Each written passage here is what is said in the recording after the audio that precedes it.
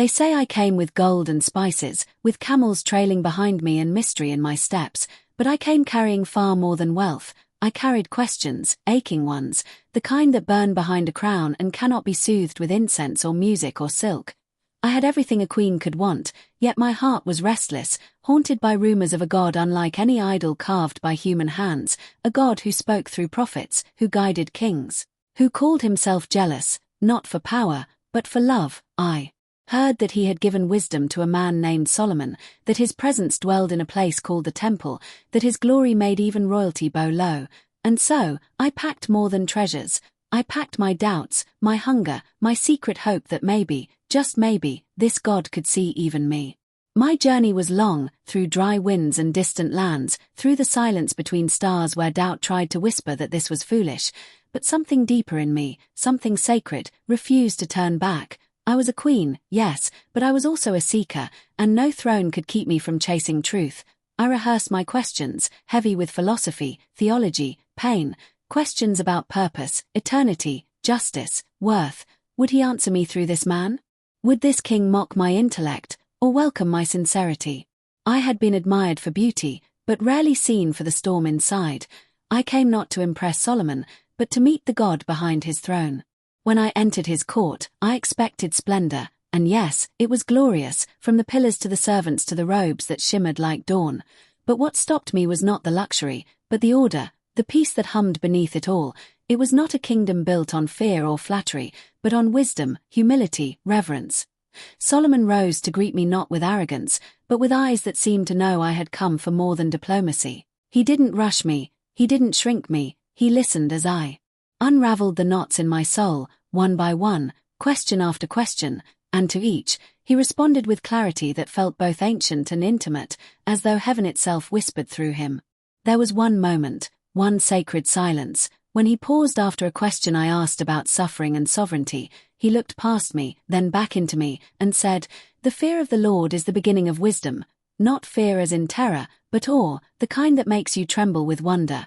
I felt tears sting my eyes, not from pain, but from the strange ache of being seen, not as a queen, but as a soul. He spoke of covenant, of mercy that pursues, of a God who does not dwell in temples alone but seeks hearts that are open. I had asked for wisdom, but what I found was love, holy, fiery, and unashamed to reach for me.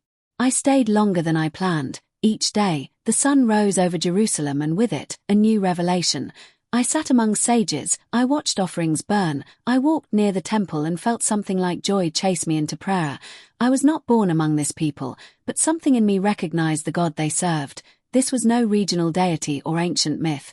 This was the I Am, the one who thundered on Sinai and whispered in stillness to Elijah. He was not carved from stone or imagined into power. He simply was, and is, and always will be. And I, a queen from the south, felt small in his light, and yet, more cherished than I'd ever been in my palace. That night I stood beneath the stars, far from my gods, far from my homeland, yet I had never felt closer to something real. My royal titles fell silent under that sky, and I whispered into the dark not knowing if he would hear me, yet I felt heard, deeply and undeniably heard. My chest ached, not with fear, but with the pressure of awe, as if my soul had touched something eternal. In the stillness, I spoke the name of Israel's God, not as an observer, but as a woman desperate to be seen by the one who made the stars I now gazed upon, and in that sacred silence, I felt it. Peace that had no words, presence that had no form, love that asked nothing but honesty.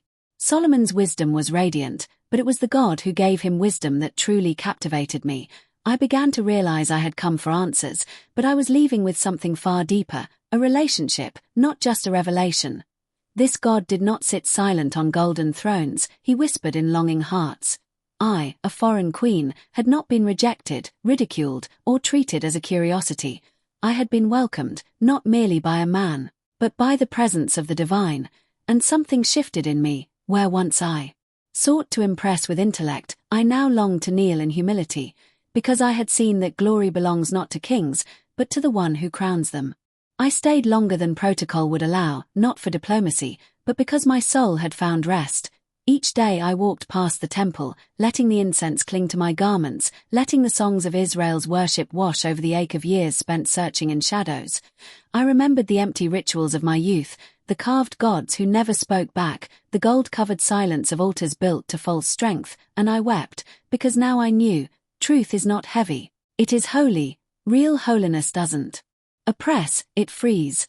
I, who had everything, realized I had lived without the one thing that mattered, the knowledge of the true and living God. The moment came when I had to return to Sheba, and though I would leave the city of David, I knew I would never leave the presence I had discovered. I brought gifts to Solomon, yes, but he had given me something eternal. I looked at my caravan, at the camels and the spices and the treasures, and none of it felt worthy of what my soul had received.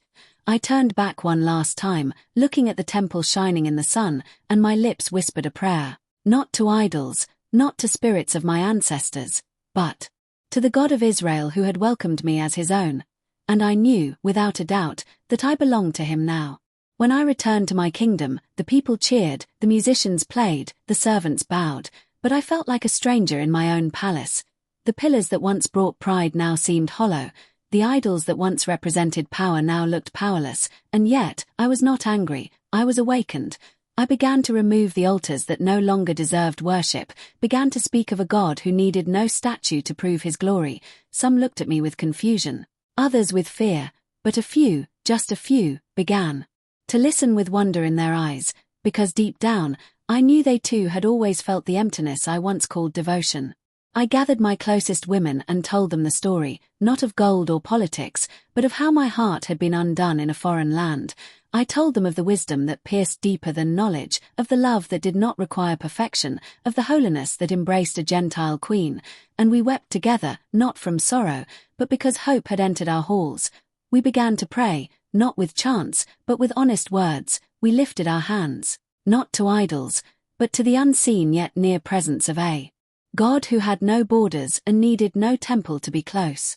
Slowly, my kingdom changed, not by decree, but by fire. A quiet flame began to burn in hidden places, in hearts, in homes, in the spaces between law and longing.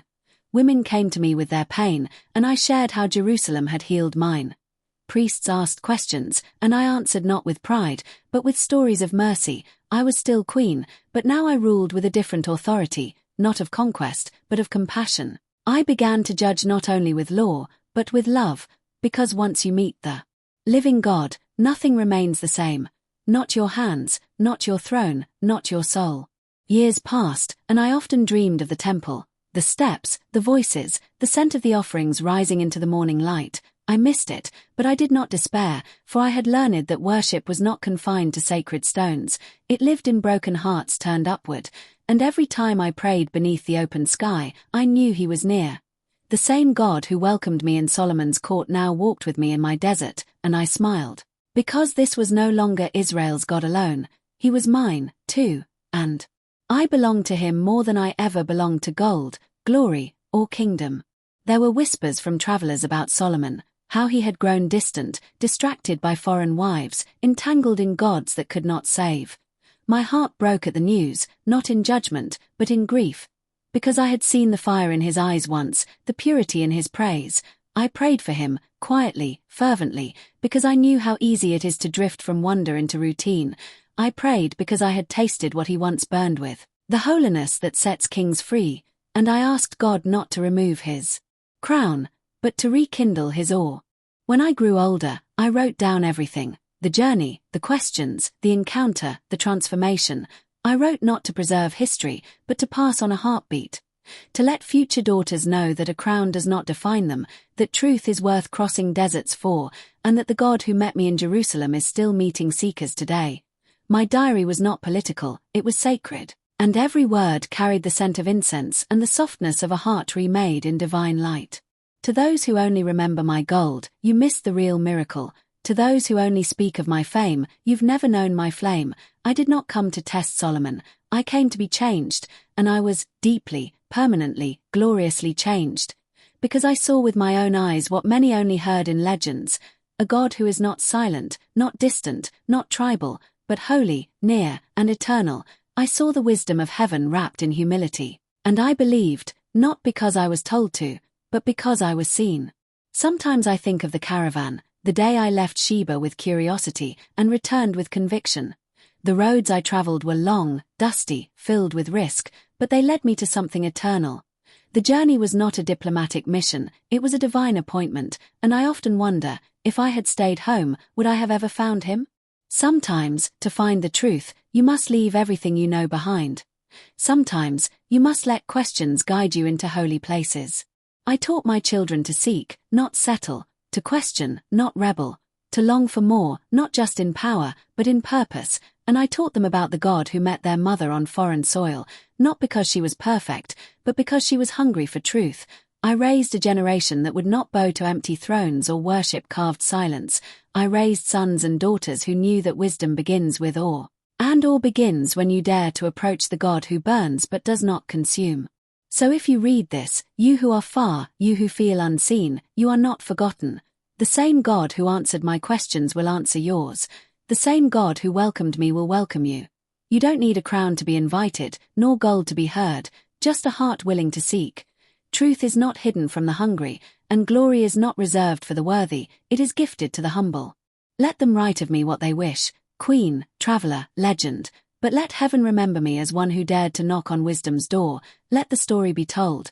I crossed deserts for answers and found a river of grace. I brought questions, but returned with worship. I was royalty, but I left reborn. For even queens need saving, and even distant hearts can be drawn near by love too holy to name. If this story stirred something deep within you, share it with someone who's also searching. Subscribe to uncover more stories of women who were never too far for God's reach. You are seen. You are welcome. You are loved.